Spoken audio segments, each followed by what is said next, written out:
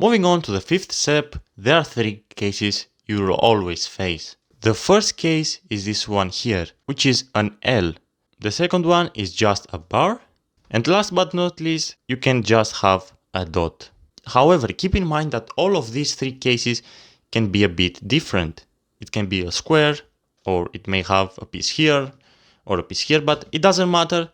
All of these cases are considered L cases, because they have the middle piece and two pieces connected to it. The same applies to the other two cases. I'm saying the case is a bar, but it may have one piece here or another here, or it may not be a straight line. And the same applies to the dot case as well. It may have some random pieces, but remember, the dot case never has edges connected to the center. So let me show you how to solve all of these cases one by one. Let's start off with the L case, which right now it is a square with a random corner here. So whenever you have an L case, always keep these three pieces on the right bottom corner. Move both of these layers at the same time like that, and then perform the right algorithm like this. And then move these two layers back to the initial place. For the line case, the orientation matters as well. Always keep the straight line so it is horizontally, not vertically, like this case here. Do the same thing as previously, but this time one layer at a time. So we move the front face at the side like that and perform the right algorithm and move it back. And last but not least, we have the dot case, where we only have a dot and we may have some random corners. But this time, no matter from which side you do the alg, the result will be the same. Let's say that I'll do it from here. Just move this one to the side, perform the right alg and move it back. And now we created the L case that we wanted. Move these two layers at the side, perform the alg, move it back. So once again we created another cross, but this time on the yellow side. This step has many different cases, but in all of them we just focus on the yellow cross. Some of them may have some yellow corners attached to the cross, like this one here, which has two corners. This one has one corner attached to the cross. This one has also two corners, and this one is a simple cross.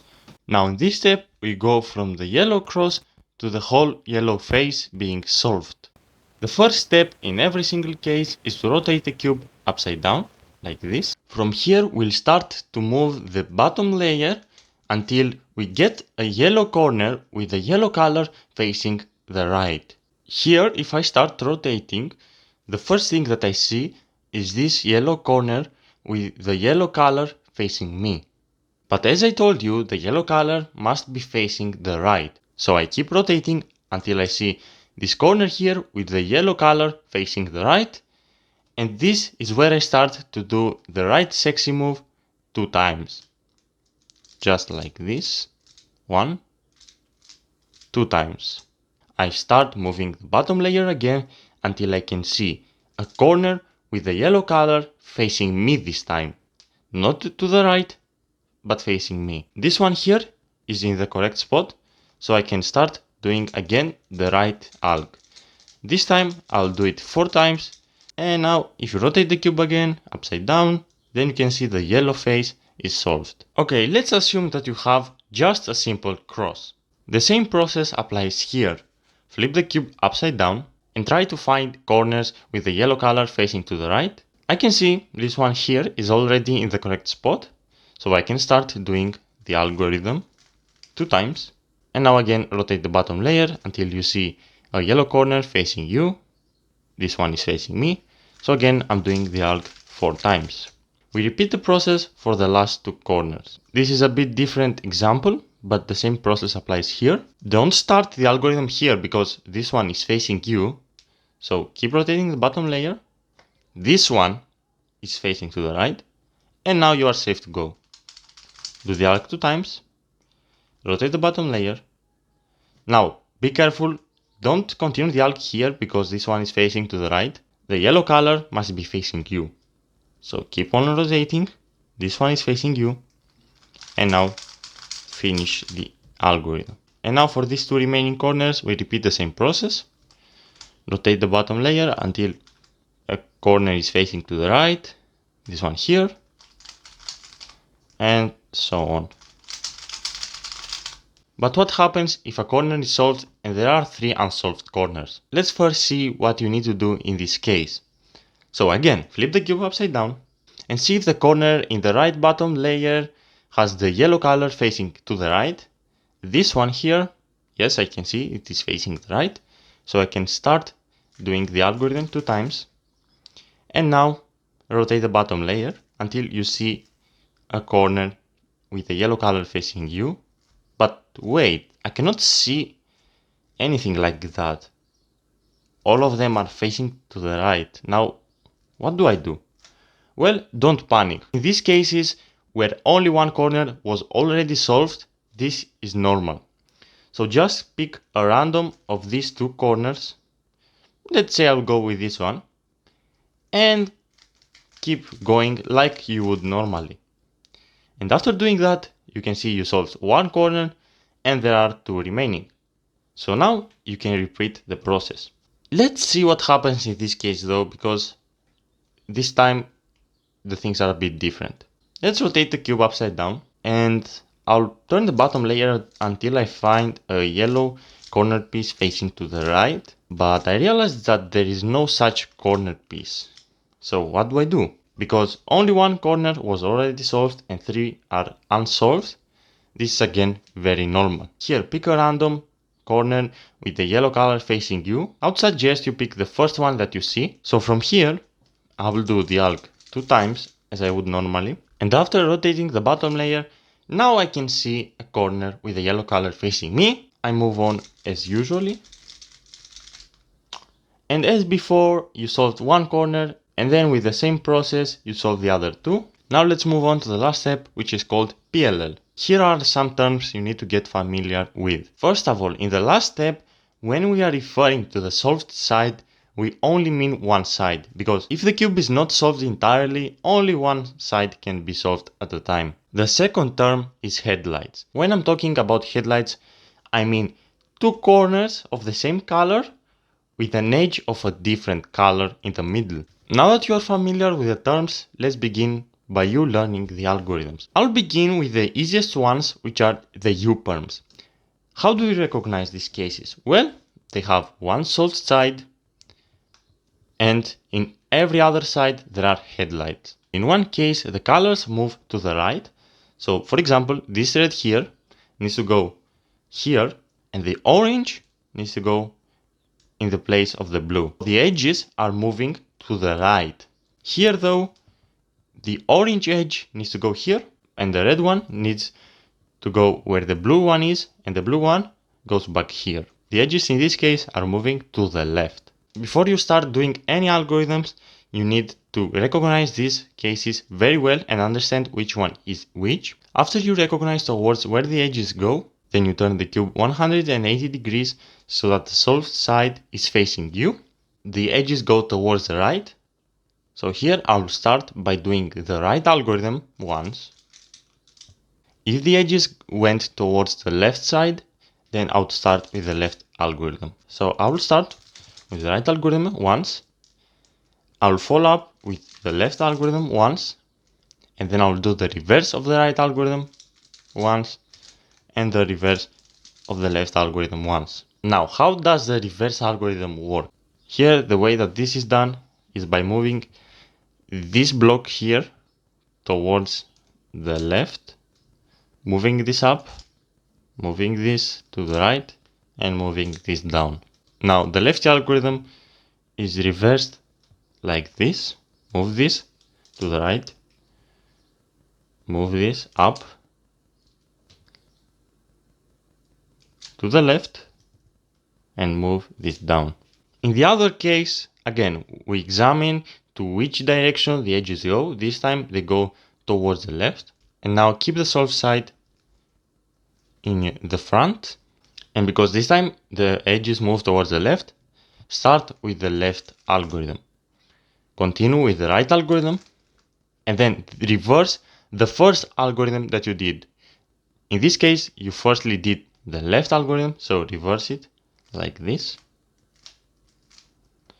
And here reverse the right algorithm that you did afterwards, like this. And that's how you solve these two cases. The next one is called the J-perm. So instead of you learning all the cases, you'll use this algorithm to create another case with solved corners that you already know, and basically you do 2 or 3 algs instead of 1, but in that way you don't have to learn many algorithms. So this one has a solved side, and this block here, which needs to be swapped with this one here. In this algorithm you'll keep the solved side on your left, and that applies to every single other case I will show you later. And you do this sequence of moves. Move this up, now move it to the left, and move it down. Now you move the front face to the left, you do the right sexy move once, pretty simple, right? And now you move the right face down, you move the front face to the right where it was before, and here be careful, you move the right face up, but not once, 2 times, and move the up face again to the right. And to finish off, move the right face down. So how you can memorize this faster? Think of starting the right sexy move, but you just don't finish the last move. Then you move the front face to the left, you do the right sexy move once, and here is a bit more complicated. This part you have to memorize it. You move the right face down, you turned the front face to the left, now you move it back, move the right layer up but 2 times, remember that, and move this back, and the right face down. Now remember the solved side and the headlights we talked about earlier? Well, in both of these two cases, you'll keep either the solved side or the headlights on your left and perform the algorithm that you just learned, as it was that case. For example, here I'll keep the solved side on the left and perform the algorithm I showed you, and that creates the U-perm that you learned previously. And that's how you basically solve one case that you don't know with 2 separate algorithms. Let's take for example this one. It has headlights, but be careful. This case has also headlights, but the corners are in the correct position. So this case is considered a case with solved corners, but this one is not, because these 2 corners are not in the correct spot. So if the case has headlights, but all the corners are not in the correct spot, then you keep the only headlights that you'll have on the left, perform the algorithm that I showed you, and that leaves you with a case with solved corners. The algorithm that I showed you, the J-perm, applies to all, as I told you, but in some cases neither of the corners are solved or there are some headlights. So what do? Well, you do the J-perm. It doesn't matter the angle that you do it from. You can do it from here, let's say. It will always create a case with headlights or even all the corners solved. And now you keep the headlights on the left, do it once more, and then you'll get a case with solved corners. There are quite a few cases which are like that. You repeat the same process. Let's say from here, I can do the algorithm that I know. It doesn't matter. It will always create a case with headlights, but the headlights are very important to be kept on the left side.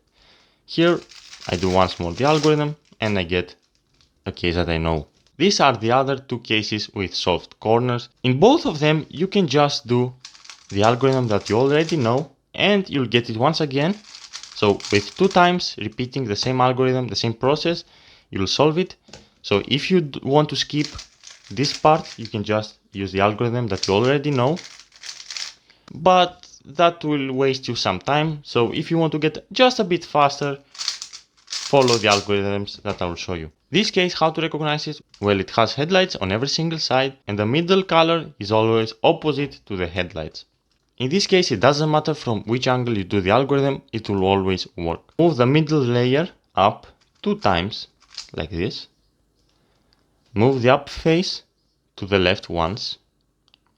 Move the middle layer again up 2 times.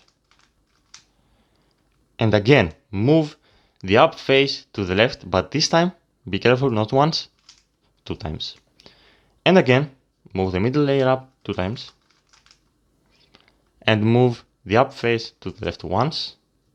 And finish the algorithm. If you want to see how to perform the algorithm in more depth, I'll have links in the description from my second channel where I do algorithm tutorials.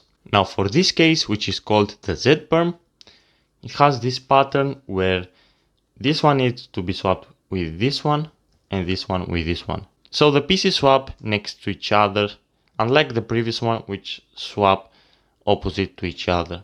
This time it matters how you keep the cube. My algorithm focuses on swapping the pieces to the left. For example, this one goes to the left and that's the correct orientation. But if I keep it like that, this one goes to the right, so that's totally wrong. Keep it like that and do this algorithm. Move the middle layer up once. Move the up face to the left once. Move the middle row up twice. Move the up face to the right once. Move the middle layer up twice. Move the up face to the left once. Move the middle layer up once. Move the up face to the left twice. Move the middle layer up twice. And finish the cube. And that's it, you are done. If you struggle with all that stuff, I suggest you just learn this algorithm here, which is really basic and essential, and the J-perm, which has 2 different cases, 2 different variations, where you just use the left and right sexy move that you already know. So with only these 3 cases, you can learn how to solve the cube. But if you want to get faster, you can learn more cases. So yeah, that was it for this tutorial. Hopefully you solved your first Rubik's Cube. Thank you so much for watching. Bye.